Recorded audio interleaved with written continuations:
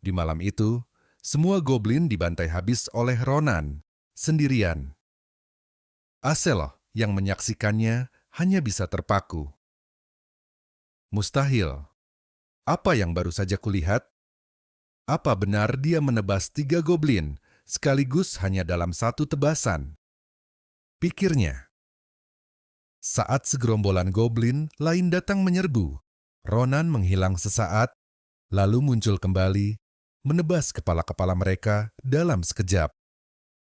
Aku tak menyangka dia membuat pertunjukan sehebat ini. Gumam Asel masih terdiam, tak percaya. Ronan kemudian menoleh ke arah Asel yang masih melamun. "Apa yang kau lakukan? Kau mau terus bengong begitu?" tanyanya dingin. Asel terkejut dan buru-buru meminta maaf. "Tak perlu minta maaf, cepat ambil barang-barangmu. Kita pulang malam ini juga," ujar Ronan tegas. Dalam perjalanan pulang, Ronan berbicara sambil menghela napas. "Tadi itu sangat melelahkan. Kukira kita bisa berkelana dengan nyaman, tapi situasinya malah makin rumit." Asele hanya diam. Tas yang ia bawa terasa semakin berat di punggungnya. Sementara itu dalam hati Ronan bergumam, "Tidak kusangka ototku terasa kaku hanya karena membunuh beberapa goblin. Apa ini karena aku masih dalam masa pertumbuhan? Saat sampai rumah, aku harus fokus latihan otot." Tiba-tiba, Asele bertanya, "Ronan, teriakan mengerikan tadi, itu dari mana asalnya?" Ronan hanya menjawab singkat, "Tidak tahu." Itulah teriakan yang membuat posisi mereka diketahui musuh. Saat mereka sedang berbincang, tiba-tiba, "Sst!" Sebuah anak panah melesat menuju Asele. Tanpa sempat bereaksi, Asel terdiam kaget saat Ronan menangkap panah itu tepat di depan wajahnya.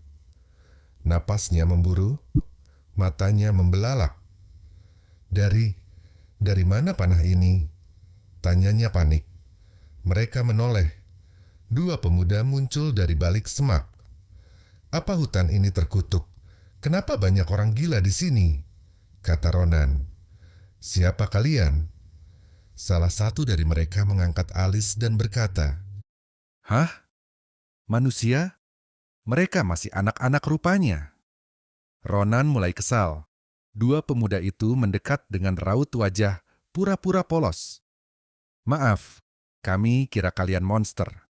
Tadi kami lihat ada gerakan dari kejauhan," ujar mereka, tapi mata mereka justru melirik ke arah emas yang dibawa Ronan.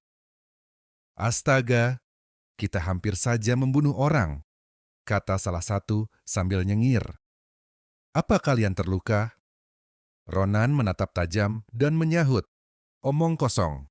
Kalian bahkan tidak berusaha menyembunyikan niat jahat kalian, jadi berhenti akting dan jawab aku dengan jujur." Para pemuda itu terdiam, terkejut. Salah satunya mencoba mencairkan suasana. "Hahaha. Maaf, aku lupa memperkenalkan diri."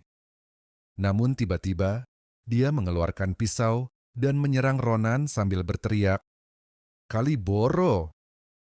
Ronan tersentak mendengar nama itu, tapi tetap sigap.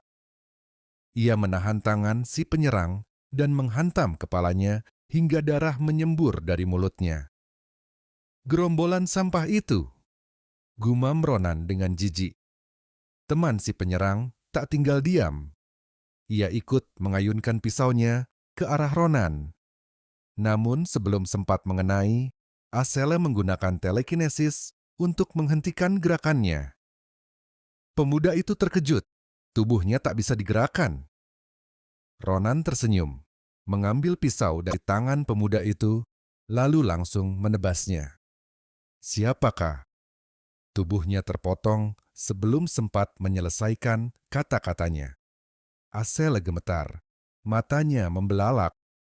"Roronan, apa dia sudah mati?" tanyanya ketakutan. "Tentu saja. Kenapa aku harus membiarkan orang yang ingin membunuhku hidup? Dan kau tak dengar ucapan mereka tadi?" Mereka adalah Kaliboro. Kaliboro? Apa itu? Ronan menjelaskan. Grup pencuri paling jahat di Kekaisaran. Mereka mencuri, menculik, menjual manusia, melakukan segala jenis kejahatan.